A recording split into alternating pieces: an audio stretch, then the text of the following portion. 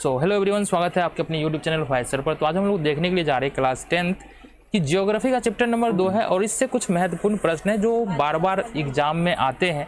तो इनको हम देखेंगे, समझेंगे और समझेंगे इस तरह की बातें हमको समझ में आ जाए और रटना ना पड़े। हालांकि अधिकतर होता है जब SST का बात होता है, हमारा सामाजिक अध्ययन सब्जेक्ट का बात होता है तो रटना पड़ता है।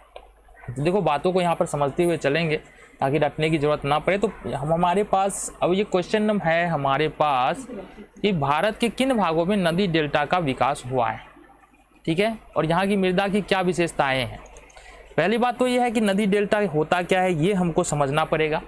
जब कोई नदी बहती है और उसके रास्ते में कोई अगर थोड़ा सा भी रुकावट आ जाए तो वो भी प्रकार की आकृति बना लेती है, भी प्रकार की, जिसको हम लोग नदी डेल्टा कहते हैं। अब देखो जैसे ये नदी बह करके आ रही है, अब यहाँ से थोड़ा सा रुकावट उत्पन्न हुआ तो ये किस प्रकार भी प्रकार की आकृति बना ली, तो इसको हम लोग क्या बोलेंगे, इसको बोलेंगे नदी डेल्टा। तो क्वेश्चन है भारत के किन भागों में नदी डेल्टा का विकास हुआ है। तो अब यहाँ से देखो किन किन भागों में नदी डेल्टा, जहाँ जहाँ नदी निकलेगी, नदी बहेगी, जहाँ जहाँ से होकर नदी डेल्टा का विकास वहाँ पर होगा।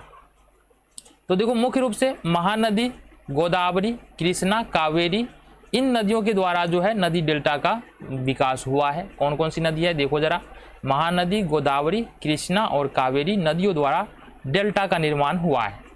अब यहाँ की मिट्टी में बात करेंगे, यानी कि जिन भागों में नदी डेल्टा का निर्माण हुआ है, डेल्टा का निर्माण हुआ है, वहाँ की मिट्टी में पोटास, फास्फोरस और चूना जैसे तत्व पाया जाता है।